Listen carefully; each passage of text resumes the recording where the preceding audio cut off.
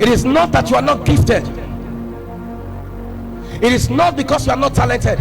It is God who is keeping you in the secret place.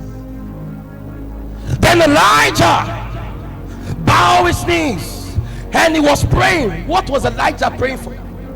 He said, "Servant, go and check if there is cloud, check if there is a gathering."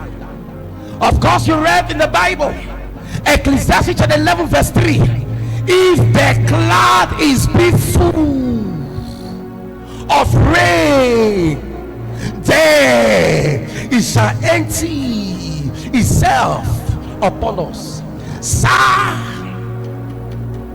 the cloud cannot bring forth rain until it is full. But how do you gather the cloud? You gather the cloud with your